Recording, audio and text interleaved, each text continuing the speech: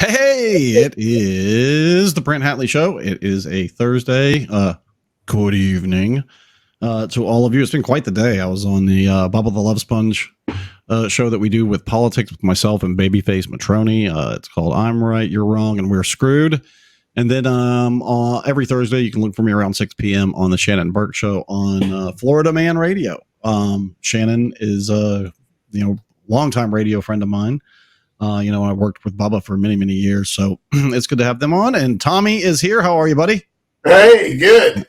Awesome, man. Awesome. That's the best way to be. And we're going to talk a little psychedelics today. Let me just make sure I got this ready to go. Here we are. There we go. So we're going to talk a little bit of psychedelics today. Aaron Rodgers, the quarterback of the Green Bay Packers, he did ayahuasca in the off season, and I'll explain to you what ayahuasca is, and we'll get into all of that great stuff today. Was he shitting himself? I wonder. You know what? Everybody has. It's a great question, Tommy, because everybody has a different reaction to ayahuasca, and some people they do have that reaction, and some people don't. So so they don't always lose total control of their bodily function. No, everybody has. Ayahuasca is a brew. Just so those of you who don't know what ayahuasca is, it's a brew, and it's made in Peru, and it's 3 different psychedelics. DMT is one of them that they use, and they use 2 others, and they've been doing it for centuries. And they have a ceremony that they have out in the jungle, and you're kind of on a platform in the jungle, and you drink this brew, and you do have a bucket next to you for some people puke, and some people lose control of their bowels, and other people don't. Other people have a completely different reaction. It's ayahuasca, and your reaction to ayahuasca is each individual person has a different reaction to it. So my good friend Ricker, who I was on 98 Rock with, he went down to Peru and did an ayahuasca ceremony and said it was life-changing. Robin, of course, from the Stern Show, she went down and did an ayahuasca ceremony, which everybody gave her a hard time about. But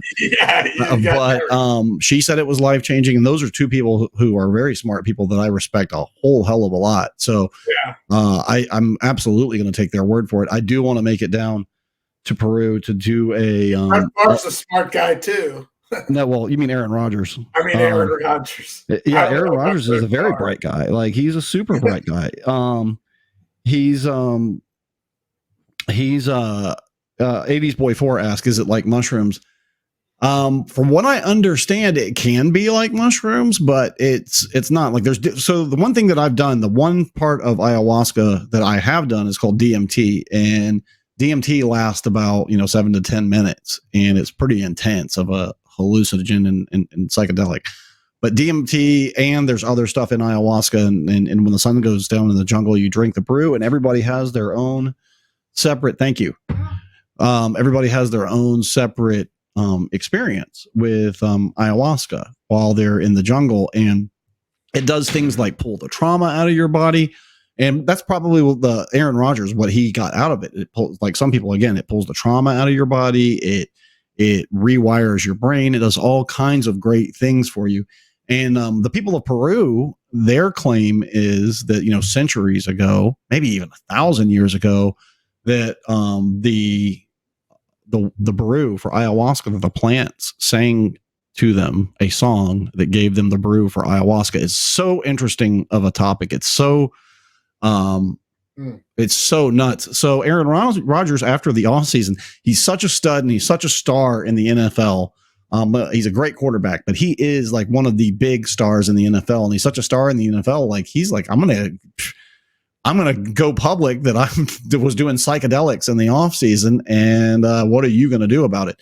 So here's there's no the NFL made a ruling that they're not going to punish Aaron Rodgers for his psychedelic use of ayahuasca.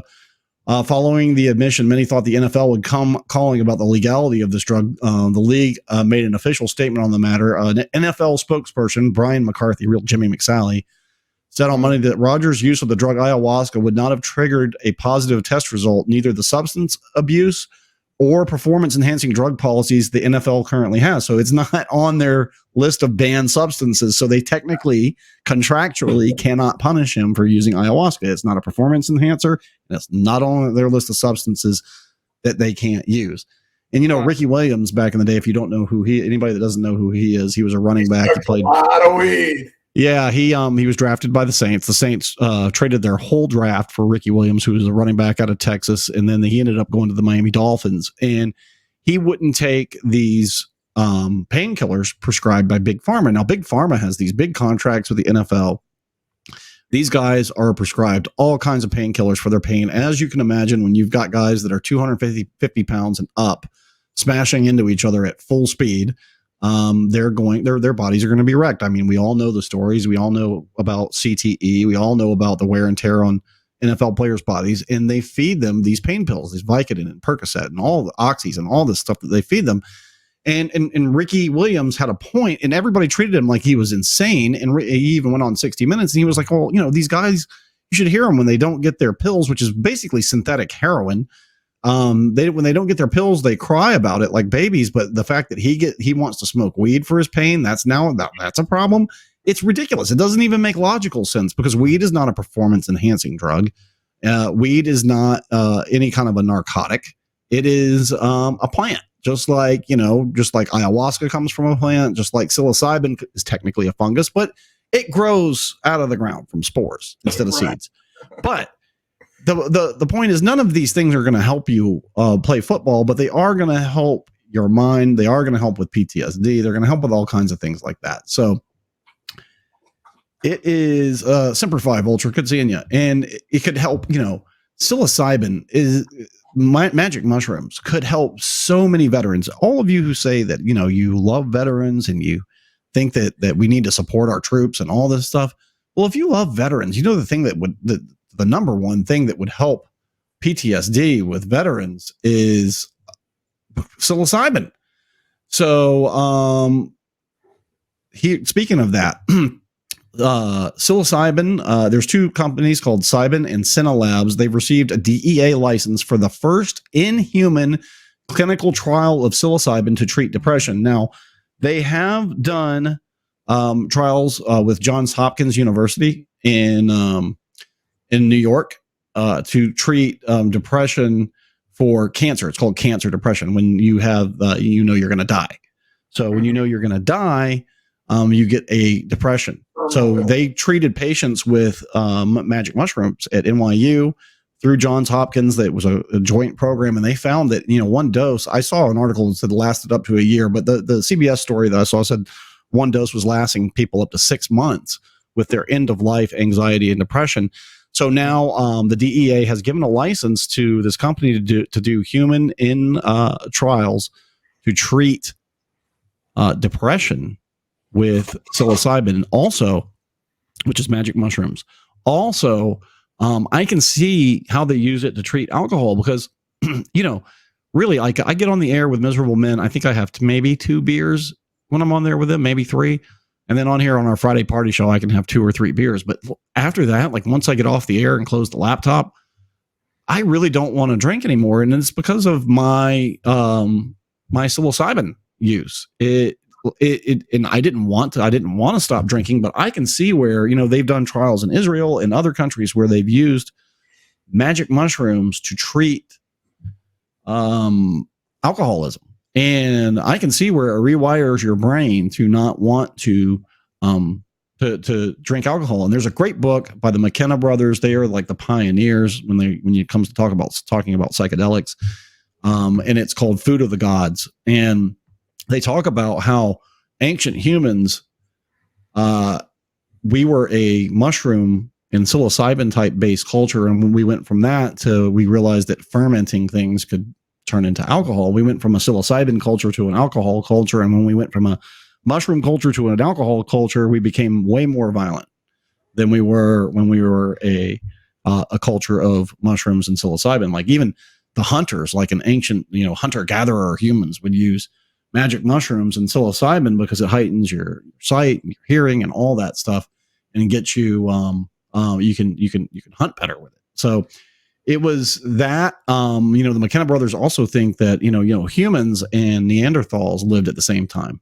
And they think that the humans eating psilocybin is in what made our brains develop, and humans made basically Neanderthals go extinct. So there's a lot of things about psilocybin that we don't know. And because of the war on drugs that's been going on, a lot of people think it started with Nixon. It started way before that with a guy named Harry Anslinger. And he started what's known now as the ONDCP, the Office of National Drug Control Policy. And he goes all the way back to the 20s. And he would, Marijuana. Yeah, he started with marijuana, and, he hounded, hounded Billie Holiday, who's the jazz musician, because she used marijuana and heroin. Like at one point he had, Billie Holiday, handcuffed to a hospital bed. It was just ridiculous. And, she had been traumatized her whole life. She Billie Holiday, if you don't even know the history of jazz, is one of the founders of jazz music. And Billie Holiday and Muddy Waters and Leadbelly are all, that's where rock, heavy metal, R&B, rap, all that stuff comes from that old school version of jazz and blues that started way back then. And she was hounded literally to death by Harry Anslinger in the Office of National Drug Control Policy. And he is the one that started the war on drugs. And he is the one that in 1934 got the way that, do you know how marijuana became illegal, Tommy? Because we don't like Mexicans as a country. I mean, that was one of the bases of it all. That is one of the bases, one of the reasons. And they don't like, black people, they use that as well. But they started because back then the Congress was like, well, I don't see anything in the Constitution that really gives us the authority to make, cannabis, a plant, illegal. So they passed in 1934 this thing called the Marijuana Stamp Act. So to possess or to buy marijuana, you had to have a marijuana stamp. But the government didn't issue any marijuana stamps, so nobody was allowed to buy it. That's how they got around the Constitution to make it illegal. And that was all the brainchild of Harry Anslinger, who was the original Jimmy McSally in the whole entire United States. And, he went after cannabis, he went after THC, he went for all this stuff. And his policies to this day are still in place around the world, because we did treaties with other countries around the world for them to also participate in the war on drugs. It's a worldwide war on drugs. And we now have, since 2001, we have a Western democracy called Portugal that has decriminalized all drugs. And the results that they've seen have been amazing. But what you should also understand is this, because you and I think we were in high school, middle school in the 80s, and we were told, this is your brain on drugs. Remember those commercials, Tommy? Yeah. Then they had the fried eggs. Yeah, they'd say this is your brain on drugs, and Nancy Reagan was saying just say no and all that stuff. Yeah. While that was going on, there's a great documentary, and I mentioned it on Bubba today. I mentioned it on Shannon Burke's show today as well.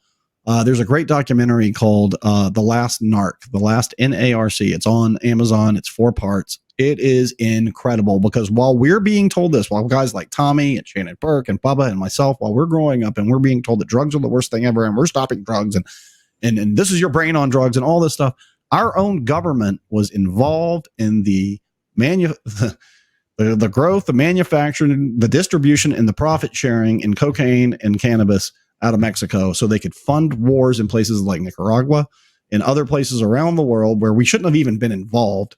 Our government was selling drugs. I'd mentioned this on Bubba's show before. In 1983, there's an LAPD officer named Michael Rupert who found that the CIA was selling crack in the black neighborhoods in Los Angeles. That's how it got there.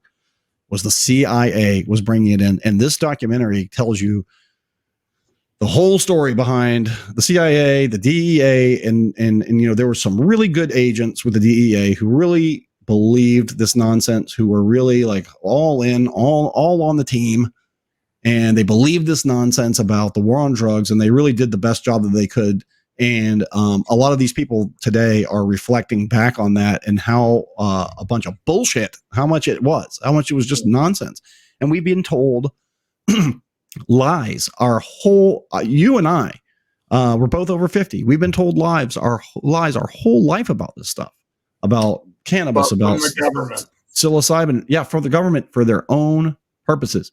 The war on drugs serves a lot of purposes for the government. First of all, it's a way that they can illegally fund some foreign wars that we're involved in that you as a citizen would not want us involved in, because it doesn't do us any good here. It pisses off the people in those countries. And you see what happens when you piss off people in those countries. There's this term for it. It's called blowback. It blows back onto us in the United States. So that serves that purpose. It also serves the prison industrial complex. Like, if you could release everybody in state and federal prison right now that's only there for a drug charge, no violent offenders, like people that are only there on drug charges, you could cut the prison population probably in half. And I haven't even looked it up, but you could probably cut the prison population in half. Those people who are doing drugs, think about the logic in this. We're going to make you did mushrooms, so we're going to make your life better by putting you in prison. That's the logic. We're going to fix your life by putting you in prison because you did mushrooms, something that's a peaceful thing to do. So it is one of the most insane things that goes, but there's a reason, my friends. There's a reason for all of it. And the reason is they need to feed the jaws of the prison industrial complex with poor people. They need to feed the military industrial complex with poor people. And our government itself needs to be able to deal drugs so they can fund off the books wars in places like Nicaragua. It is completely insane. It's done in your name. It's done with your taxpayer dollars. And we're told the complete opposite in the media. Why people, quite frankly, like Ronald Reagan, people like George H.W. Bush, people like Joe Biden, who wrote the 94 crime bill, people like Hillary Clinton, who called these people super predators, by people like Bill Clinton. Oh, wait, come on, party with me. That guy's partying. And one of the things I was telling my wife this, because she's too young to remember, when Bill Clinton first ran for president, that was the first election that I voted in, was in 1992. And one of the things he said was, the 80s has been a big party. Now it's time to pay the bill. Meanwhile, this asshole keeps partying. Like, he keeps having a great fucking time. So what are we talking about here? What are we talking about? We're talking about your government that you pay for and the people that you send to Washington. It was never intended to be this way. What it was intended to be, it was intended for people that have normal jobs who are supposed to go to Washington for a short amount of time, vote on some laws, maybe, do some small tweaks, and provide a military. And then they were supposed to come back to their local communities and be people in the local communities. They were not supposed to be career Washington politicians. That's the whole way the system was set up. It has been perverted into what we have today. And now we have people telling you things like psilocybin and cannabis are not good for you. They're Schedule 1 narcotics. Schedule 1. That means they have no medical use. The president himself could change that with a memo to the DEA in one day. He could send a memo to the DEA and say, take these two substances, Delta-9 THC and psilocybin, take these two substances off of Schedule 1 so people can do research, so we can get the actual data. Israel has decades worth of data on this stuff. Yeah. Because they've been doing research on it for decades. But guess who doesn't see the results of that research? Us. Because our media and our government are wholly owned by people like Pfizer and people like Merck and things like that. And I applaud Aaron Rodgers. It's going to be hard for me to not cheer for the Packers this year. I do like the Packers, if they're not playing the Saints, because they're the people's team. But Aaron Rodgers it's going to be, again, hard for me to not pull for the Packers to win the Super Bowl, because I applaud Aaron Rodgers for coming out and saying, that's right, I did it, and what are you going to do about it? You're not going to do a damn thing because you need me for your TV ratings. But there's another study, and this is even more insane. They treat people for depression because they say people have a chemical imbalance or whatever for depression. Well, they did a study. They found out that that's not really the case. And these psychotropic drugs that they're giving people, that pharmaceutical companies like Pfizer push, are actually harming people. The side effects are harmful. They make people suicidal to homicidal to even more depressed. And it doesn't help the underlying issue. Psilocybin would absolutely help that underlying issue of depression because it rewires your brain. Cannabis would help, PTSD. Like, you talk to any veteran, any guy that was a police officer, anybody that's had childhood trauma, that when they smoke weed, it helps their post-traumatic stress. It is these things that grow in the ground, and then big pharma would be out billions of dollars, because what we would do is we would grow this stuff ourselves. Like, you can, if you've got a house and you've got enough yard, you can grow your own marijuana. If you've got a closet, you can get some spores, you can grow your own psilocybin. Pfizer doesn't want that. There's no Pfizer logo on the marijuana plant. There's no Pfizer logo on a magic mushroom that's out there growing out of the cow dung. That doesn't do anything for them. That doesn't do anything for their bottom line. Their bottom line comes from you having to go see a guy in a white coat and get prescribed pills with all these chemicals in them that come from a lab, that are mass produced, that are not good for you, that have all kinds of side effects. When you watch these drug commercials, again, Tommy will tell you, when we were growing up, you didn't see drug commercials on TV. You know why? Because it wasn't allowed. They weren't allowed to advertise drugs because it had to come from your doctor. Your doctor had to say, you have this condition, therefore I'm going to prescribe you this. It had to come from that. Now you've got patients walking into the doctor's office telling the doctor, I want you to prescribe me Ambien. It's not up to the doctor, and the doctors, because there's a profit motive behind this. So the doctors now are going to prescribe you that Ambien because they don't want you going to Dr. McGillicuddy down the street, who will prescribe you that Ambien. They want the copay from your insurance company. They want to write prescriptions. Like, I knew this doctor who was the biggest. He wrote the most prescriptions for Cialis and Viagra in the whole entire country. Now, I don't count that as a bad thing. That's a good thing.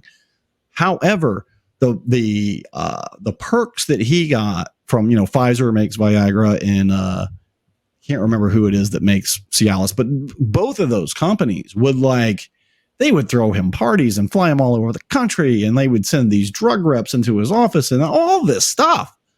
Like, when you're next time that any of you are in the doctor's office and you're sitting there in the lobby, there will be a super hot chick, or if you're a chick, or, if you're somebody that's into guys, there will be a good looking guy, and you'll notice them because they're rolling in a suitcase when they come in, right?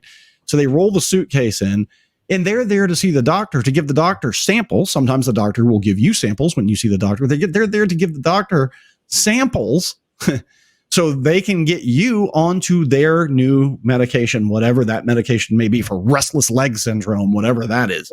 Right. Like, it is, we have a corrupt system, and we have an FDA, of the Food and Drug Administration, and we have big pharma, and it is a revolving door between the two. People they work at Pfizer, then they work at the FDA, and they go back and forth between the two.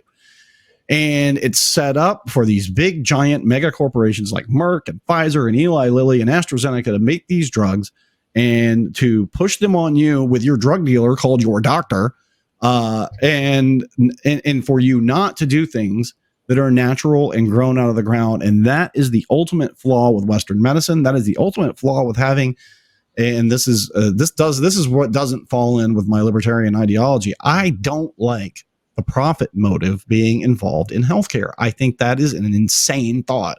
It is like, if you're poor, you can't see a doctor. But then if you do have the money to see the doctor, then we're going to write you pills. And no doctors, because again, there's a profit motive. They don't want you going and finding another doctor. There's a profit motive in no doctor ever asks you, well, what is it exactly that you eat?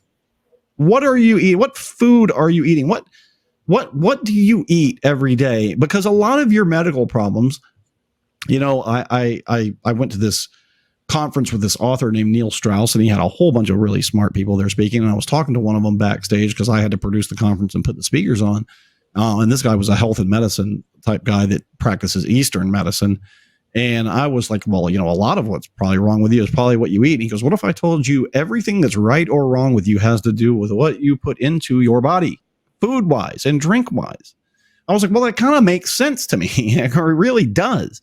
Everything that's right or wrong with you has to do with what you put in your body. But yet no doctor, matter of fact, I just saw an article in the New York Post the other day that said people are feeling fat shamed by doctors and nurses that are now telling them, because, you got things like COVID, where being heavier causes you a comorbidity that could cost you your life. People are like, hey, you might want to keep the weight off. And I tell, the conversations that we have amongst the guys in the lifestyle, and especially guys, once you get over 40, is you got to keep the weight off if you're a guy. Like, there's not a lot of fat old men. There's like little old men. Like when I'm talking about over 70, those guys are kind of small. You know, you can even see like our old friend Slick Willie, Bill Clinton. Oh, hey, come on, party with me. You can see like he cut out all meat and all dairy, and you can see how much weight he's lost and how skinny he looks, because you know he had to have a heart operation, and the doctor probably told him, you know, Mr. President, you know, you got to change what you eat, buddy, because he was eating Big Macs, and you know when he was president, he was starting to get heavy, and he was eating fast food and things like that, and no doctors ask their patients, what is it that you eat? And then no doctor, you know, there's some doctors in Denver, some psychiatrists in Denver that are in trouble, because they've been telling their patients, so here, this dose of magic mushrooms, this dose of psilocybin might help your depression more than taking Lexapro. And those doctors are now, you know, some of them you can Google it. I think some of them have even lost their license to practice psychiatry because that's what they're recommending.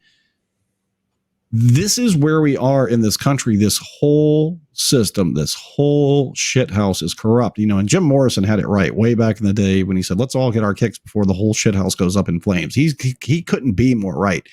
This whole system is corrupt. And, you know, last week on this show, I talked with Ingrid Newkirk, who was the president of PETA, and you can think what you want about PETA, but she confirmed, like, you know, the Florida Atlantic University did a study on fish in Florida, and the least amount of pharmaceuticals that each fish had in Florida was 4. But they found a fish with 17 different pharmaceuticals in it because it's going through our waste, and it's going into the water, and it's going into the seafood.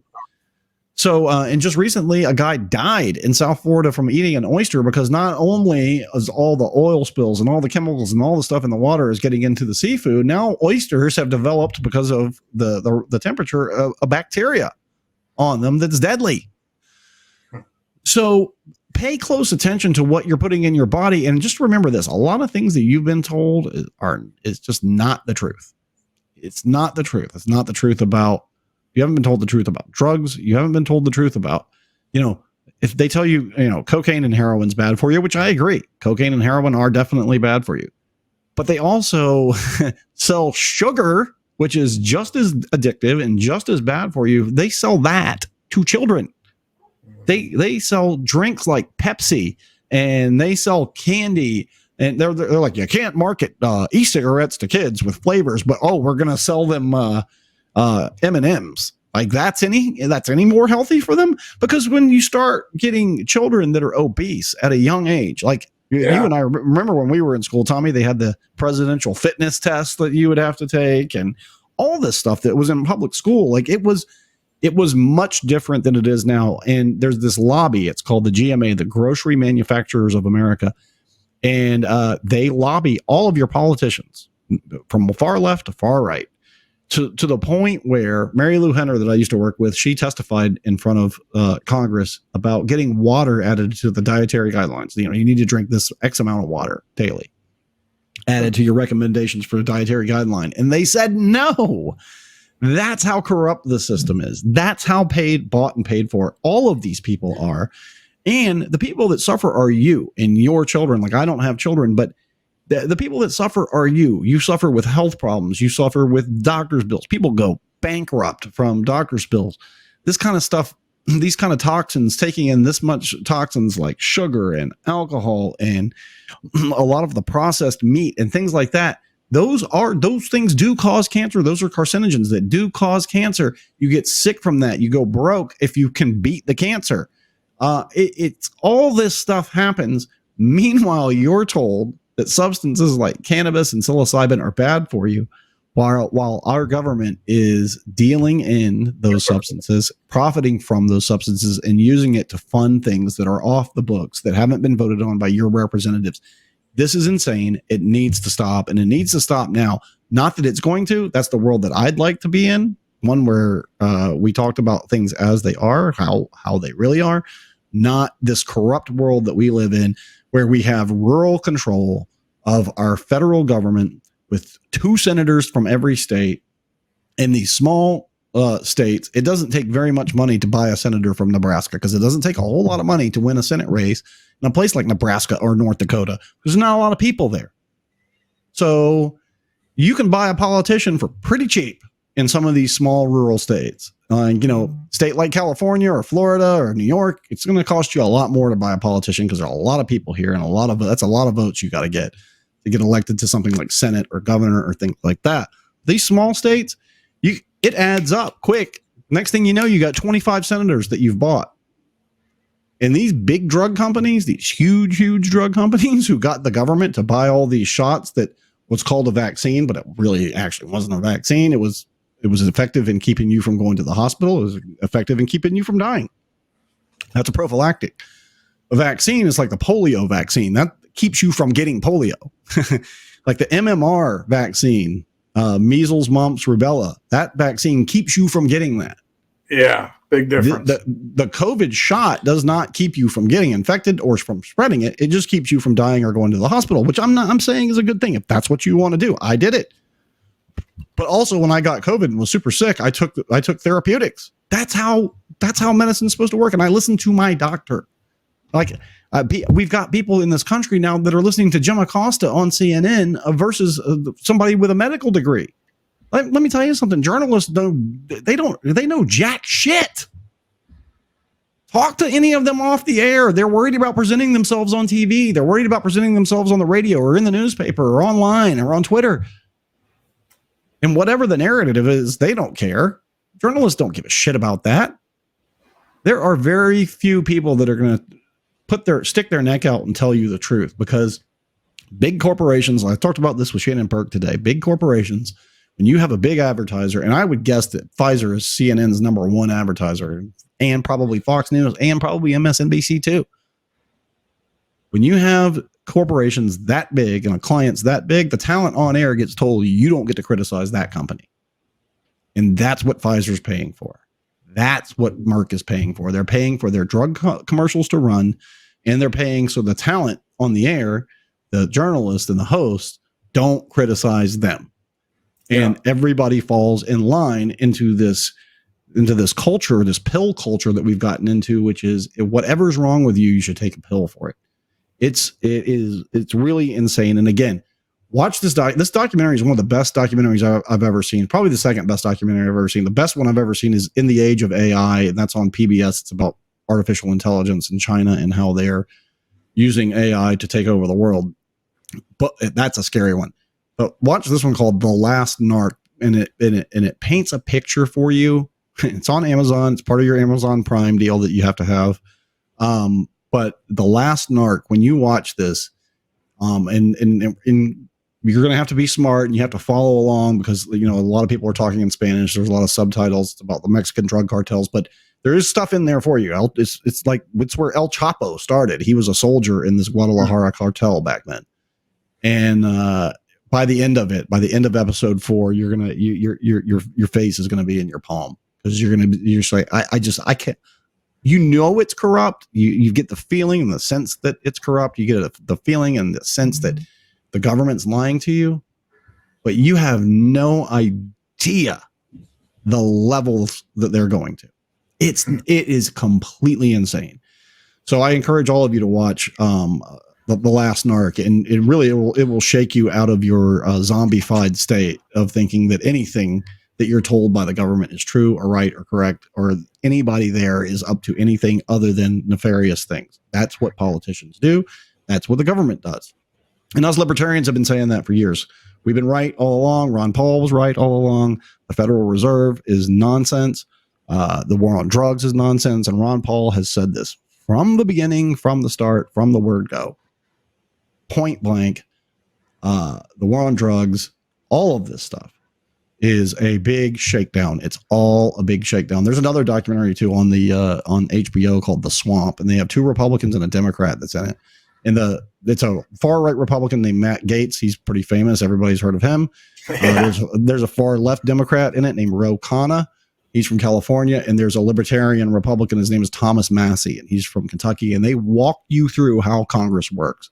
And it's a big shakedown. These guys get handed a bill from the party, from the Republican Party or the Democratic Party. Like, you owe the party $150,000. You're like, these guys are like, I'm sorry. Like, when when did I run on? When did I agree to that? Like, at what point did I agree to that? But if you don't do it, they make sure you get primaried and kicked out. So to do it, to be to be on committees, continue to be in office, to continue to be part of the party, you've got to kick up your dues to the party like it's some sort of a mafia gang. Our whole deal, and like this is my third show I've done today, so I I'm pretty worked up on all these topics because a lot of people now, like Republicans, are starting to say, wow, this is really this is messed up the way the government operates after they raided, their hero, Donald Trump at Mar-a-Lago. People are like, wow, this is messed up on the way things operate. Yeah, funny. Welcome to the party. Welcome. Yes. No kidding. No joke. Yeah. Yes, this is really messed up the way things operate, the way the federal courts operate, the way that the DOJ operates. Yeah, it's really messed up. And the people sitting in federal prison have known this for a long time. And those families have known it. And the people who are paying attention have known this for a long time. But now the people in suburban America who now have a synthetic heroin problem in the form of oxys, and now they've seen their hero, Donald Trump, how he's been treated by the Department of Justice. Now they understand. And listen, I don't care how you get there, but now everybody's there with us. And us libertarians have been saying this for a long time. And now you see a lot of people on the left that are cheering on the CIA and the FBI. Like, you're just cheering them on because they're going after Republicans? Believe me, they were going after Democrats for decades before they did any of this. So here's I saw a highlighted from New York Yanks, who he's in politics. He's exactly, Brent. Let these people in. Let's let it mainstream. That's all a crock of shit. Why do you think I'm involved in the capacity and trajectory I am? Yeah, it is. He's right. It's all a crock of shit. It's all a big work. It's all insanity. And none of these people, I mean, none of them. We knew for years, like if you're paying attention, you look at these politicians and how slick and produced they are. It's like a preacher. You're like, what are these people up to? There's a place, go to opensecrets.org, and you can click on any politician and you can see every one of their donors ranked and how much money they give to them. You can see exactly who pays for them.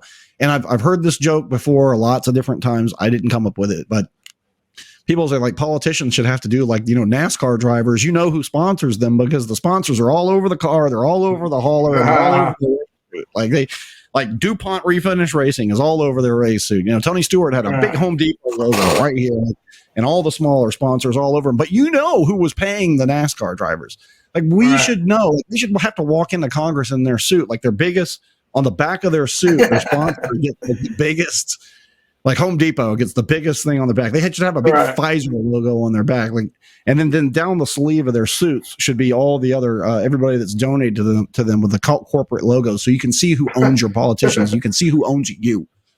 It is out of control. It is all out of control, and it's all about huge, big, giant profits and mergers and Wall Street and money and manipulating currency and making sure that your time is taken up 7 days a week, that you don't get any time to yourself. And when you do get time to yourself, big tech has come in and they've said, we want a piece of the pie too. So we want you looking at Facebook. We want you looking at Twitter. And I'm pointing the finger at myself. I'm on Twitter way too much. I should not be on Twitter as much as I am. I could be enjoying my life a lot more than I could be talking with people. And I'm having good conversations with people on Twitter these days, like for really good conversations with people on Twitter. But it's insane. It is insane. Your time and your mind is filled up for 40 hours a week with work. Then you've got kids on Saturday, or a birthday party or a soccer game or a baseball game or whatever it is that your activity that your kids are doing, probably on a Saturday, a birthday party. And then Sunday, they want you to go to church. And then Monday, you're back at work. And then the time that you're not doing that stuff, they want you hanging out on Facebook, comparing yourself to the people that you went to high school with.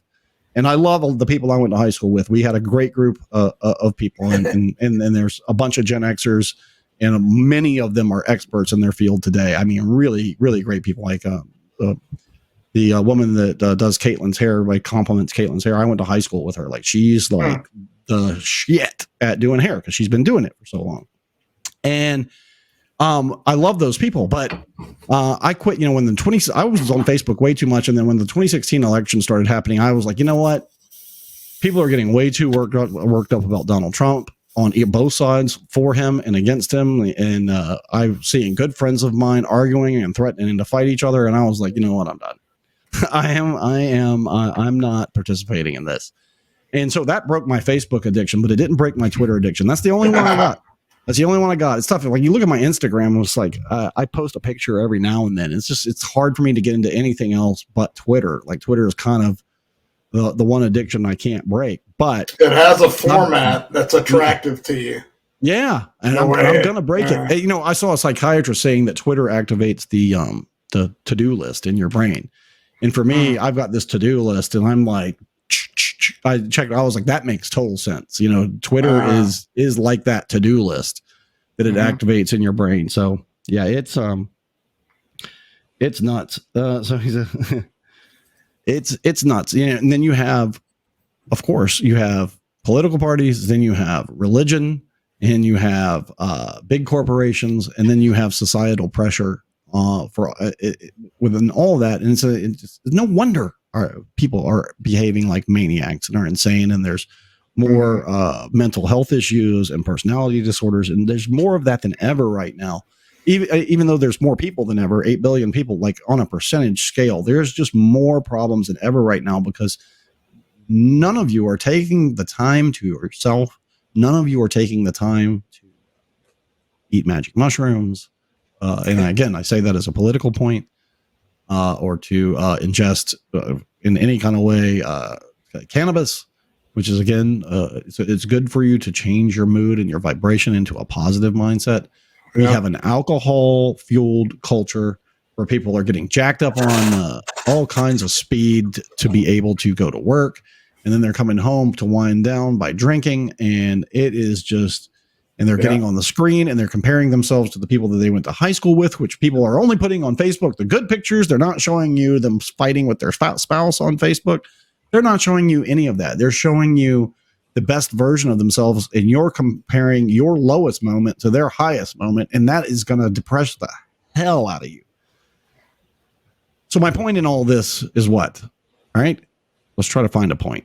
So the point in all of this is what? Psilocybin. That's right. Yeah, and you've got to carve out your own bubble, because the more that you concentrate on others and comparing yourself to others or worrying about what other people do, is time that you're taking away from improving yourself in your life. And again, psilocybin is a great way to do that.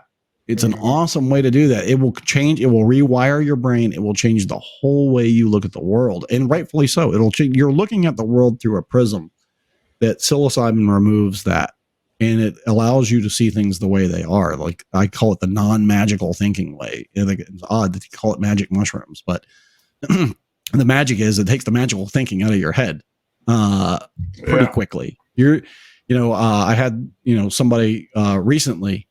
That we did individual did a very low dose of psilocybin, and this person all of a sudden popped up and goes, I waste my time on all kinds of bullshit. It doesn't matter. I was like, that's like the first epiphany that you get on psilocybin, is like, oh my God, I'm worried about so many things that don't even matter in my life. And I've gotten that epiphany too. I've been like, well, what do I care about any of this stuff again? Like, how does this matter? How does this matter? Like, because I'm not really understanding that part. Makes things relative. Yeah, it sure does. And it brings things down. Like, we were watching, it's this show called Sandman on Netflix. And it's not giving anything away, but this is a fantastic show. If you haven't watched it, it comes from a graphic novel, but in it, there's this character that has superpowers overhears a guy in a bar in 1389 saying he wants to live forever. He's like, well, I'm going to grant you that wish, and I'm going to meet you back here every 100 years. So then you start thinking to yourself, think about how long ago 1389 was. And we live 70 to 90 years basically as human beings. Yeah. Think how long ago 1389 was. And that's still nothing when you're talking about the history of the earth and when you're talking about the history of the universe. Like the universe is 13.8 billion with a B. That's 13.8 billion with a B years old. This Earth that we live on is 4.5 billion years old. The dinosaurs have been extinct for 65 million years. The Earth's been around 4.5 billion years. Think about that one for a while. Our lifespans, they're gone like that. Yeah. So, and that's one of the thoughts that psilocybin really brings to the forefront of your brain is like, you don't have a lot of time for nonsense. You really don't. You really don't have time for nonsense. You don't have time for religion. You don't have time to think about or care about really what other people think. You've got to figure out a way to carve out your bubble and enjoy yourself and your life, because there's going to come a day. I was talking to a guy the other day, completely sober. He's 36 years old. He's completely sober and he's never done anything. Not one sip of alcohol, not one puff of weed, nothing. And I said, that's fine if that's the decision you want to make. But here's something to consider. And I'm not pushing anything on you. Here's something to consider. There's going to come a day probably when you are 75. You're going to be like, man, I wish I would have tried that. I wish I would have done that while I was young and could enjoy it. Mm-hmm. There may come a day when you're in your 80s and you're like, man, I wish I would have gone to one of these like swingers parties that these people are talking about. That would have been fun to at least like go once. And by the time you're in your 80s, it's too late. So don't wait until it's too late to do these things. You know, like Motley Crue used to say, skydive naked from an aeroplane. Like kickstart my heart. That's what kind of, you know, that's the kind of thing that the hard rock and heavy metal bands were telling us when we were growing up in the 80s, and some of you into the 90s and growing up. That's the things that go listen to the lyrics. That's what they're telling you is your time is short. Your life is short. Don't listen to these morons. Enjoy yourself while you're here, because this is it. There's not going to be any going up to heaven or anything like that. Like, just let that thought go, because it ain't happening for you. It's not happening for me. It's not happening for you. Yeah. But what you might as well shroom. Yeah. What you can do is you can enjoy yourself right here, right now, because this is what you've got. This is what's tangible and in front of you right now.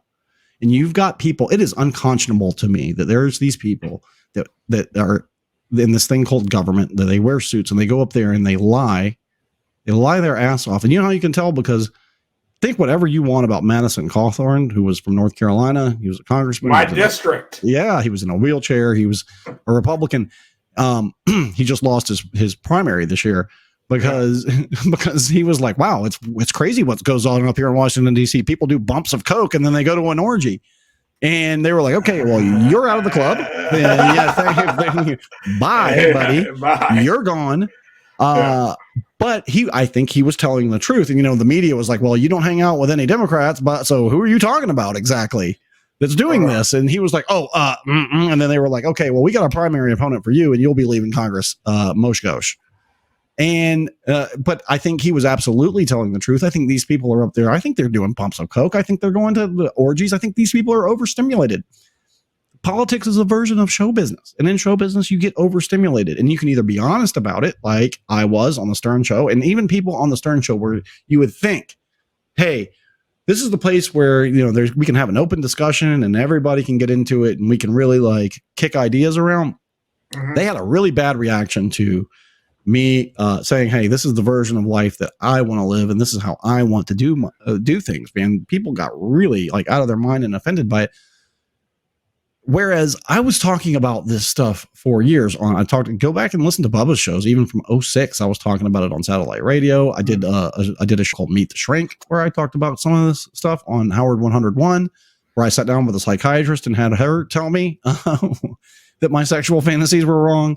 And then even go back to Bubba's shows back when I was on 98 Rock, on regular terrestrial radio. I used to talk about all this kind of same stuff, and people act like I just came up with it and started talking about it on the Stern Show for airtime. I've been talking about this stuff for decades, same stuff. That's been. And they were shaming you. Yes, they were shaming me. And, you know, I was talking to this guy who is, let's just say he's a professional athlete with a championship ring. and I was talking to him at a swingers event, and he was saying his wife was there and she had a championship. I was like, how did you get a championship ring? And she was like, oh, my husband had one made for me because I supported him through all this. And he was like, we need to add S onto the LGBTQ moniker. I was like, S? He's like, yeah, for swingers, because we're the last people that it's okay to shame. We're the last people on the planet. If you shame us, then that's okay. But he was making a joke, but I was like, I got his point. I was like, yeah, you kind of got a point there. Yeah. So, but you don't even have time for that. Like for people, especially men, get into sexually shaming other men. Women get pissy with each other. They don't try to shame each other. They get like pissy with each other over sexual situations. Men shame each other over it. It's really bizarre. It's really weird. And if you're wasting your time doing that, or if you're doing that, you're an asshole. And you're probably projecting the way that you feel about yourself onto other people. My dearly departed friend, Sam Simon, if you don't know who that is, if you've ever watched The Simpsons, it says developed by Matt Groening, James L. Brooks, and Sam Simon. He also wrote for Cheers and Taxi, and he was executive producer of the Drew Carey Show. He's been in television he was in television a long, long time. And he used to have this great saying, and I'll leave you with this point. He used to tell me, all criticism is self-criticism. If you want to know what somebody thinks about themselves, listen to them criticize you, because they're going to tell you what they say in you that they don't like about themselves. And I was like, you know what? There's a reason that he graduated with high marks from Stanford, and he was one of the best television producers of all time, is because he really understood humans on that level. And if you watch the brilliance in the writing on The Simpsons, which came from the Tracy Ullman show before that, which Sam wrote on, he really understood that level of brilliance. And he worked with George Carlin on the George Carlin show. He understood humans at that level, and that was what was so brilliant about him. And I've kept that conversation in my head, which is all criticism is self-criticism, and it's very true. With that, I'll say this, Tommy, thank you, buddy. Yeah, man, it's always a pleasure. Thank you for all your hard work, and check out the YouTube channel.